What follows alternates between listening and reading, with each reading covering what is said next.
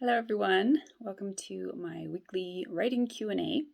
This week's question is from Philip Meyer, who asks, one of the characters in my story is a traitor to the mission. I want to make sure he is not a cookie cutter stereotype, but I'm having a hard time with avoiding the two extremes of a really bad guy who everyone knows will be a traitor, or the super loyalist that would be the last person anyone would expect to turn sides. What can I do to stay away from the pitfalls? All right, so usually I think that the problem with cookie cutter characters is number one, they're following a trope, which is kind of what Philip is pointing to here. Either they're like on the nose and exactly what they seem to be, or they're so obviously on the nose in the other direction that it's obviously a misdirection. And as audiences and readers, we're kind of trained to recognize that at this point because it's been used so many times. But I think the main cause of this, when writers find themselves struggling with it, is usually because they're not yet going deep enough with the character. And usually the first thing to look at here is the motivations.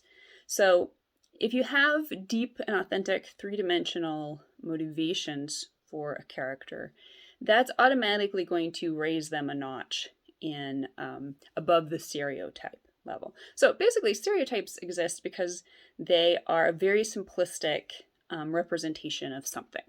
And so they're kind of a shortcut. They're a shorthand, and we see something and we recognize, oh yeah, that's exactly what that is. And sometimes that's true, sometimes that's enough for within the story, depending on what it is.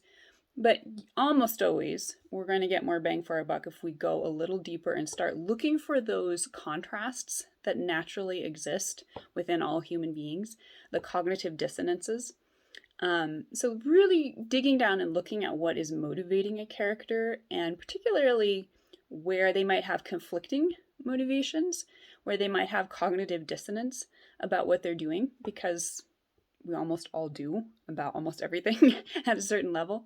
And certainly I think in a situation specifically like what Philip is talking about with a double agent, if they're going to be very successful, then they have to be able to empathize and really integrate with the group that they're going to betray. So there's a lot of opportunity for conflict, inner conflict, and that cognitive dissonance, and some very interesting motivations, because what motivates someone to be a traitor, and looking at that very deeply.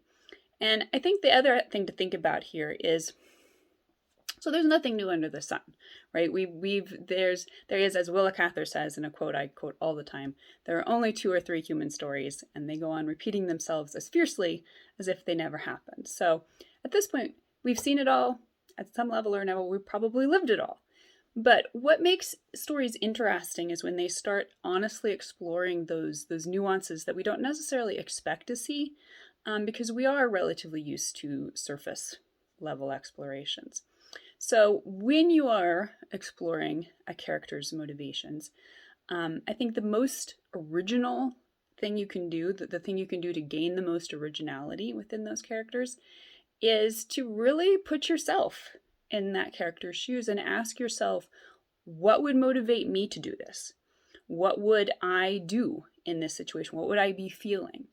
And even if it's a character that you're not getting into their head and actually showing their thoughts and so forth, if you as the author are able to understand what's driving that and where this character is coming from as a real and authentic human being who one way or the other is trying to do their best, even if that's just about survival, that's where I think we start getting into some really interesting characters.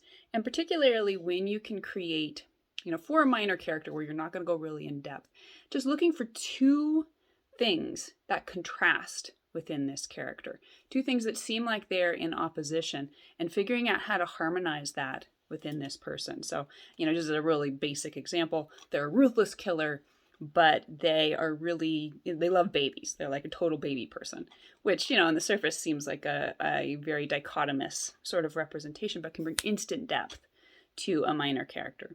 So looking at motivations, getting really solid on what would make a character do the things you want them to do. And in doing so, kind of examining what would make me do this. And 3 is just a shorthand, trying to find those 2 contrasting things within this character and letting those play out on the page. So hopefully that's helpful.